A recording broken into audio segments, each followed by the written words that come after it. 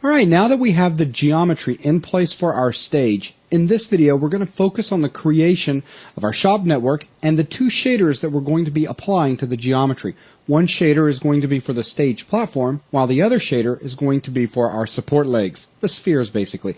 Now the support platform, the shader is going to be more or less driven by a texture. Yeah. We're going to have the texture control, the diffuse color that you're going to see. Now, as for our support legs, we're going to use a procedurally generated material for that. So that's going to be interesting. So with that, Steve, take just a second. Talk about how it is we're going to proceed with this. Okay, well, we're going to create a shop network inside our asset so that we have a local place to create our shaders, since we're building an asset and we want to refer to those shaders in relative locations. Exactly. And we're going to create a Vex super material for our platform, but instead of just using diffuse color, we're going to assign an image as a texture for our diffuse color. And we're also going to create a built-in procedural marble texture. We'll create an instance of that for our spheres. Now, we can't just jump in there and put a material on our platform, our stage there, and reference that Vex super material. We're not going to be able to see our texture, basically. Yeah.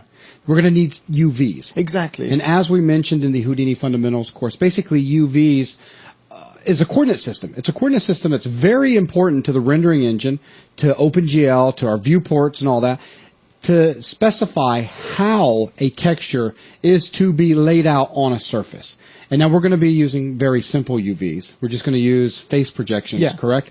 And all that's going to do is simply say take the texture and just put it on each face. So you're going to project it straight up against the face. So with that, let's go and get started. Fantastic. So I'm going to jump down inside our stage asset by double-clicking on it. And I'm going to create a shop network where we can build those two shaders. So I've typed shop to get shop network. Our tab menu is being a bit weird again. And enter to create an instance of that. I'm going to rename this to stage shop and then push enter to jump down inside. So let's build the Vex super material for our platform first. So I'm going to push tab to bring up the tab menu. I'm going to type Vex super material, push enter to accept that, enter to create it. I'm going to rename this to m_stage platform. And instead of just setting diffuse color, we can come over to the texture tab and we can specify a diffuse map. So that's an image that's going to be used for the diffuse color. So let's bring up the browser. I'm going to jump up. I'm currently browsed to the OTLs folder due to where we last saved something in Houdini happened to be an OTL file. I'm going to jump back up so that we look at our project. And we know our textures are up under the textures folder. And the texture I want to assign as the texture for our stage is woodfloor.tga. So I'm going to select that guy and click accept. And that's going to now point to our woodfloor.tga for our diffuse map. So that's what I'm going to do for the setup just now so that we can see about getting this guy applied and then put some UVs in place so we can actually see the texture. So I'm going to jump back up by pushing U back up to our asset. That actually took me up 2 levels, so I've double-clicked to jump back down inside. And I'm simply going to find our stage box, right-click on the output, and type material to create a material SOP. Enter to accept that, enter to place it. I'm going to single left click where we had this guy templated to turn off the templating. So on our material, I'm going to bring up the browser next to the material parameter. And let's grab our m_stage platform. You'll see that export relative path is still checked. So that's going to export this guy as a relative path. And you can see we have some color information coming from that texture, but I can assure you that the texture is of some wooden panels, and we're not seeing those wooden panels. And that's because we haven't created UVs that define how those panels should be laid on our surface. So to do that, I'm going to right-click on the output of the box and create a UV texture SOP. Push enter to accept that, and enter to create that node. And instantly we can see we now have UVs. Currently they're orthographic. They're being projected down on the Y. So we see our image in the Y, but you see in X we're getting streaks due to the fact it's kind of like taking that image and swiping it through our scene, and whatever color pixel happens to touch our object at that point, it gets that color. And instead of using orthographic, we're going to use face projection, which you see each face gets its own projection, but currently the scale of the UVs is way too large and we have way too many repetitions. So I'm going to grab the scale. I'm going to actually middle click on scale itself to change all 3 parameters at the same time. And I'm going to decrease this probably down to, I'd say 0.2, something like that looks kind of cool. Okay. So now that we've got our wood texture applied, we don't have to just go with that color. We can jump back down inside our shop network. So I'm going to double click on that guy and come over to the shader tab again, the tab that we were used to working with before. We can take our diffuse color, and that acts like a multiplier of that texture map. It tints the color of the texture map.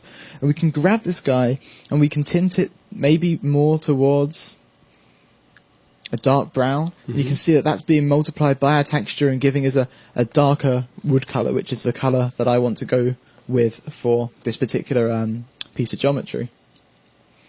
I'm also going to grab the specular color and decrease it slightly. The wood floor is sort of glossy, but it's not as glossy as metals, so we don't want a full-on specular highlight. And I will leave the diffuse and specular rough as they are, because that should work out nice for a polished surface. So with that in place, that's a really simple setup for our platform. Let's create the shader for our supports, our spheres. So I'm going to push tab. We're dealing with the Mantra rendering engine, and we're dealing with a surface shader.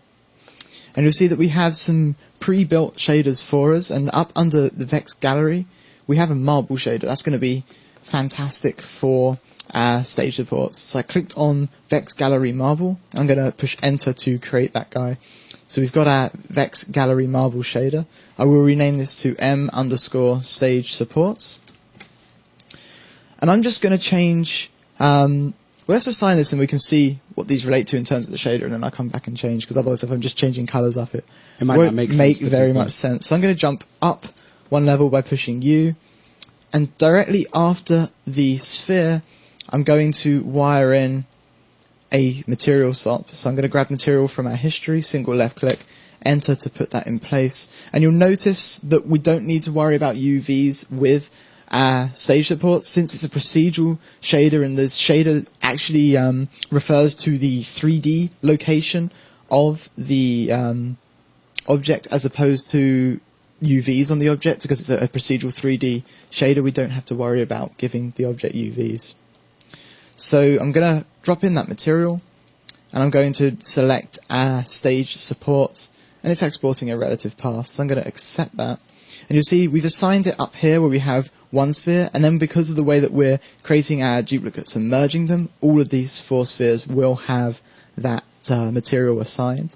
We can't see it in the viewport due to the nature of the shader, but we can quickly render our view by clicking on the render view button down here. And we can see our marble shader that we've got. Now, there's 2 basically distinct bands of color. We have the white color and the green color, and I really want to change the green so that it becomes more of a red tint to match in with the fact that our floor is red and the fact that our wood is a reddish brown tint. Now, that's easy to do. We can jump back inside our shop network, so I'll double click on our shop network, and we have the base colors. That was the white that we saw, and I'm very happy with that. And we have the vein colors. Now the vein colors I want to change towards red colors. So let's grab the vein diffuse and give that a fairly bright red. And then the vein specular, give that more of a very sort of flesh pink color. And we can change vein reflection, although that isn't actually being used in this render because we're not dealing with reflections. But let's change that towards a red for now anyway. So instead of having greens, we've now got reds, and if we were to re-render the view, we'll now see our marble has red patterns as opposed to green, which is going to match in much nicer with our red floor and the colour of the stage. So with that, that's the 2 shaders set up. Before we leave this video, I do want to promote up just some of the attributes, some of the parameters from the shader up onto our assets, so that we have some control at asset level of our shader. So I'm going to right click on our stage asset up in the path gadget and come down to type properties, that is off the bottom of the capture region there. And with our parameters open, I'm just going to size this down a little. I'm going to jump back down inside our stage shop, and I'm going to promote these parameters a different way. I'm going to right click on the parameters we wish to promote and say export parameters to type properties, and that will jump them up here. So I'm going to export the diffuse color and the specular color. I will export the diffuse map. And let's create some folders for these so that everything's nice and organized. So let's drag out a folder from create parameters by type, and I will rename this to, change it with the label. I'll rename this to geometry, and inside the geometry folder I'm going to shift select these two geometry related parameters, click drag over on top of the folder and release to drop those in that folder. I'll then create a new folder in root, so I click drag folder over to root. I'll move this up so that it's at the same level as geometry, and I'm going to rename this to shaders, and inside shaders, so click drag folder over to shaders, I'm going to create one for the stage platform and a folder for the stage support, so we can keep the two shader related the two different shaders separate. So we can keep everything well organized. Exactly, because otherwise we're going to have maybe a diffuse color for both, and that would get confusing. So these three relate to the stage platform. So I'm going to just shrink this back over here. We come over to stage supports. I'm fairly happy with leaving the base as a white tint. If you wanted to have control over that on the asset, you could promote those parameters. I'm actually only going to promote the two diffuse and specular parameters up onto our asset. So right click on vein diffuse, export parameter to type properties, and the same with vein specular. And I will make sure if I shift select those two that they go in the stage supports folder. So if we now click accept, and I was to jump back up 2 times to our asset, you see we have a geometry folder with our geometry related parameters. We switch over to our shaders folder. We have the stage platform and the stage supports. The stage platform has our texture map and our diffuse and specular colors. I will change the label of this guy to something more sensible in a second. Our stage supports has the vein diffuse and vein specular. So let's bring up the type properties. Again, I right clicked on our asset. It's off the bottom of the capture region there.